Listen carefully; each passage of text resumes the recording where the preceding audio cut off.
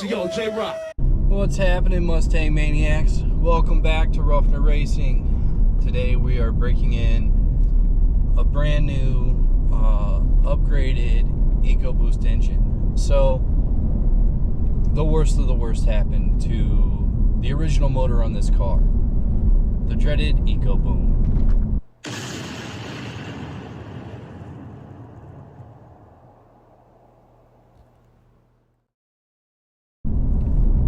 But hold that thought before you disrespect JROC. It could happen to you, cause it happened to me. My original plan, I'll show you exactly how I diagnosed it. Originally, it came up as a misfire on start. And I thought everything from spark plugs, coil pack, fuel injectors, things along that line. I changed out a handful of things. I spent money on a coil pack and spark plugs before I went ahead and bought one of the testing kits and put a bore scope down the engine to see that I did in fact have coolant in the system. I'll show you that here.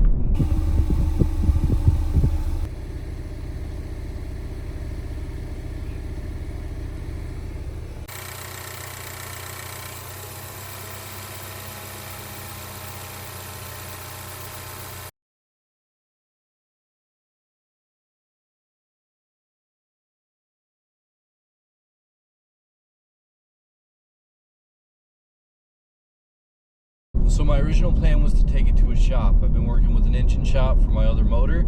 They told me it'd be $125 to resurface the head and another $600 to resurface the block if the block needed to be resurfaced. So I pulled the engine and brought the whole motor to them. Unfortunately, they were unable to deck the block.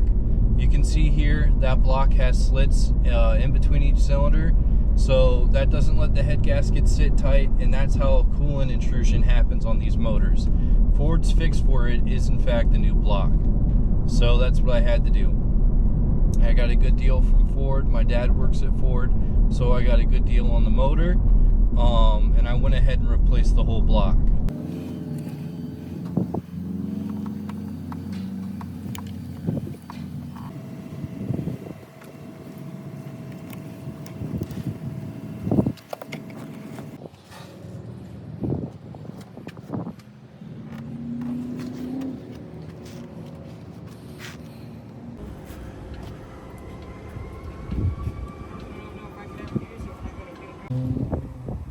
We got a deep socket right now.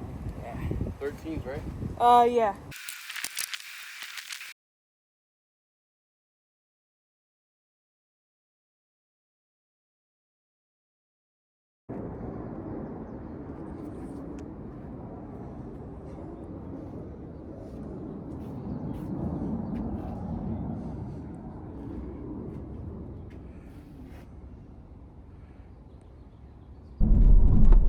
Now, this motor has, let me see, I saved it.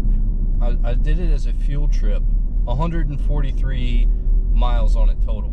So I'm in the break-in process, and I also did some transmission work because I got down there and I realized someone had improperly fixed the trans pan. I guess they had a crack in it or something.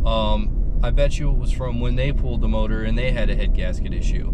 This motor actually just got a head gasket replaced before I bought it. So originally I thought, okay, maybe they didn't deck the block, you know, or maybe they didn't go retorque the ARP head studs. That wasn't the case.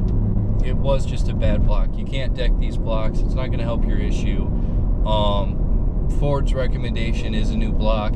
This car was just out of warranty for that. So if you're experiencing this issue and your car is like, I think they extended it all the way out to 8 years and 85,000 miles. I could be wrong, could be 6 years. So if you have one of the last year Ecoboost before they switched it, I believe late 2020, they switched to the block that I have now without slits between the cylinders. It's a stronger, better design. You could get a free motor from Ford. That was not the case for me. And also I jumped the gun and started to do the work myself because I didn't originally anticipate getting a whole new block. I thought that I could avoid it, and it was unavoidable. So now I have a new engine completely. and I'll tell you a little bit about the break-in process, and I'll show you a little bit of the installation and the other work I did to the car as well.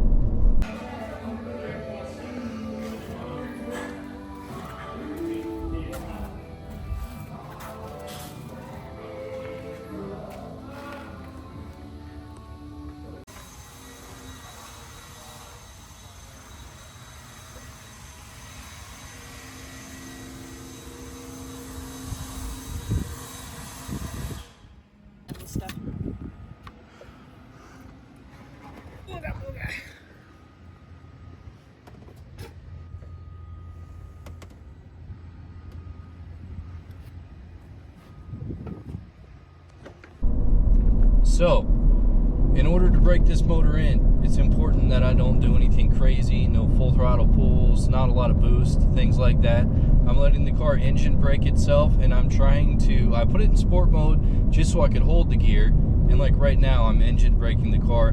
You want to let the ring set and everything in the motor set correctly.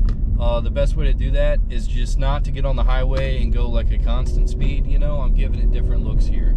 I'm not being aggressive at all, but I wound it all the way up to 3,500. I switch gear, now I'm at $3,000. I'm gonna switch up one more time once it gets back to 35 here. Boom, I'm in 5th gear. Now I'm gonna start letting it engine brake. I'm gonna downshift right here. See, I'm just letting the engine hold at 3,000. Most of the driving I do is around 1,000 or 2,000 RPM. So if I think about it, I go ahead and say, okay, and bring the motor up to $3,000. Nothing aggressive, no full throttle pulls, nothing extreme, just regular driving. I also did a transmission flush. When I changed the pan, I changed the filter and all the fluid. Here's a little bit of that process. And you'll know that if you did a good job filling the fluid. It's a little bit hard to read the dipstick, so I'll go into detail about that. You want it, depending on what dipstick you had, mine had an A and a B. You want it cold to be at the very bottom of the A, and you want it warm to be at the very top of the A. And how you'll know that you accomplish this is, one, you won't have aggressive shifts. You won't hear a lot of clunking, things like that. One thing you do have to be aware of, like this car has the 10-speed automatic, and if you put it in park, right? I'm in park, I go to reverse, very minimal change, right? When I go from reverse to drive, you can feel it. See that? That's common on these cars, so don't let that scare you. But see how my gear isn't slipping? I go, my RPM matches my throttle input, and the speed matches as well. So I know I'm not slipping, and I don't have harsh gear changes at all. It's not like going from reverse to drive, I'm not doing that in gears at all. Very smooth gear changes. That's how I know that I have just the right amount of fluid and that my transmission is acting regular. So that's one good thing. I'm going to continue the break-in process the way I am doing it right now until I reach the 500-mile mark. Then I'm going to add a couple more aggressive pulls, a little more aggressive driving. Then I'll do an oil change and my car should be good. This motor came with a 3-year unlimited mile warranty. For me, unlimited mile might be a challenge, so I'm trying to see how much I can drive and race this car in the next 3 years because, hey, it's under warranty.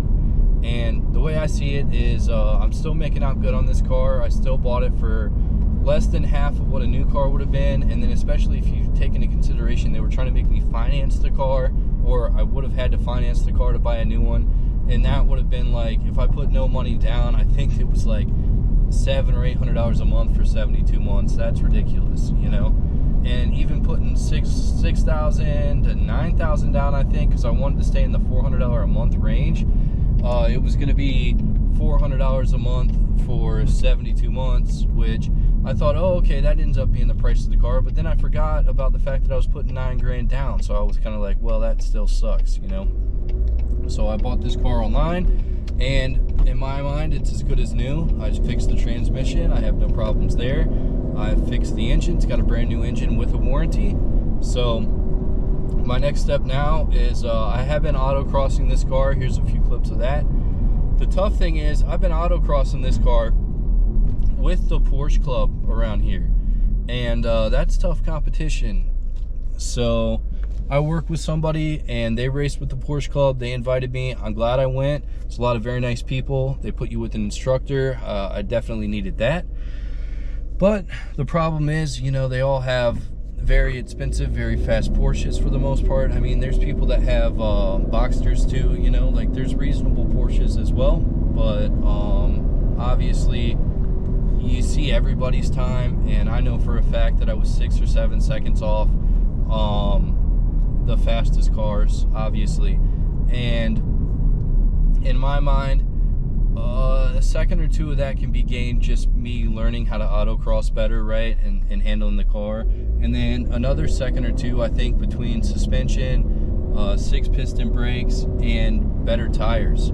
So I'm gonna go ahead and do that. I ordered, I already had rims laying around for my other car, and I'm gonna put Firestone Indy 500 tires on it. We'll see. I think they run about $150 a piece. It's a good budget option, and because you know the Michelin Sport Cup 2 tires, they're $414 a piece.